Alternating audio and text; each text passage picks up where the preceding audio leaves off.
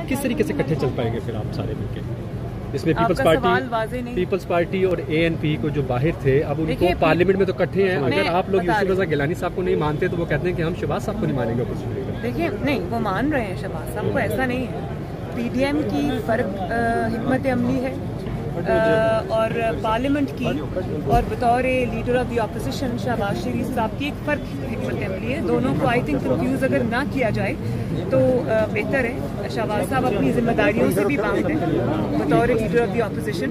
تو PDM completely independent ہے اور پیپلز پارٹی اب PDM کا حصہ نہیں ہے اور میرا ہدف بھی نہیں ہے. اس لیے بار بار اگر مجھے کائنڈلی اس سوال میں نہ الجھایا جائے. میڈم مزاحمت کا نظریہ چلے گا یا مفاہمت کا؟ مسلم لیگ نون کا 2 دن سے بہت اچھا سوال پوچھا. اگر مزاحمت ہوگی تو مفاہمت ہوگی.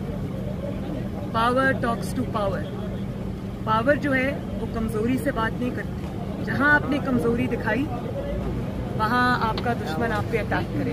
ٹرے میں رکھ کے آپ کو کبھی کوئی چیز نہیں ملتی. آپ کو اپنا حق لڑ کے لینا پڑتا ہے، چھین کے لینا پڑتا ہے. یعنی مزاحمت کا جواب مزاحمت سے ہوگا. مزاحمت کا جواب اگر مزاحمت نہیں بھی ہو رہی تو ہم عوام کے حقوق کے لیے جو جد و جہد کر رہے ہیں اور ان کے رائٹس کے لیے جو جد و جہد کر رہے ہیں. آپ صحافی حضرات پہ حملے ہو رہے ہیں، آپ کو دن دہاڑے گولیاں ماری جا رہی ہیں، آپ کے گھروں پہ گھس کے اٹیک کیا جا رہا ہے. تو عوام جو ہے وہ مہنگائی کی چکی میں پس رہی ہے. پوری دنیا میں ملک بدنام ہو کے رہ گیا. تو اگر جو ایک انٹیگریٹی کے ریپوٹیشن کے حامل جو ججز ہیں ان پہ اٹیک ہو رہا ہے، جیسے جسٹس قاضی فائز عیسیٰ صاحب ہیں، جیسے جسٹس شوکت عزیز صدیقی صاحب ہیں، تو ہم تو ان سب کا مقدمہ لڑ رہے ہیں اور یہ لڑنے سے ملے گا. یہ بالکل کمزوری دکھانے سے آپ کو آپ کا حق کبھی نہیں ملے گا. میڈم کل حامد میر صاحب نے بہت سخت سٹانس لیا، صحافت پر حملے بھی ہو رہے ہیں. مسلم لیگ نون سے ہٹ کر صرف مریم نواز کا اس حوالے سے کیا موقف ہے؟ دیکھیے میرے دل کو بہت تکلیف پہنچتی ہے جب سچ بولنے کی سزا، سچ لکھنے کی سزا، ٹی وی پہ سچ کہنے کی سزا صحافیوں کو دی جاتی ہے. اور میں آپ سب کو خراج تحسین پیش کرتی ہوں اور دل کی گہرائیوں سے میں آپ کے ساتھ ہوں کہ آپ نے اس جبر کے ماحول میں حق کی آواز اٹھائی، سچ بولا، تو آپ لوگ سلام کے مستحق ہیں. اور اس قسم کے ماحول میں جو ہے اس طرح کی آواز اٹھانی کوئی چھوٹی بات نہیں. اور دوسری بات یہ کہ کیونکہ ہم نے آپ کے لیے مزاحمت کی، ہم نے آپ کے لیے آواز اٹھائی، ہم نے آپ کی جدوجہد لڑی، میں پاکستان کی عوام کی بات کر رہی ہوں.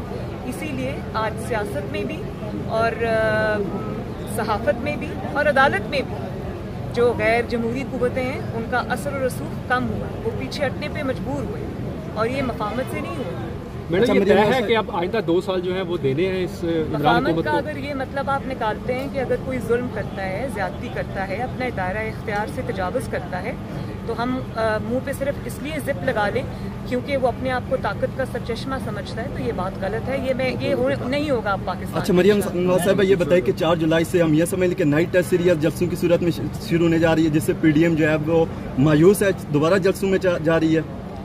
مایوسی کے عالم میں تو جلسے نہیں کیے جاتے نا. جو مایوس ہوتے وہ تو عوام کے پاس جاتے ہی نہیں. جو استعفوں والا آپشن تھا وہ اب نہیں رہا. عوام کے پاس جانا ہر سیاستدان کا، PDM کا حق ہے. ان سے رجوع کرنا، ان کی تکالیف کو سننا، ان کی تکالیف میں ان کے ساتھ کھڑے ہونا PDM کا حق ہے. یہ کمزوری نہیں بلکہ مضبوطی کی نشانی. میڈم آپ کا بہت بہت شکریہ. آپ کا بہت بہت شکریہ.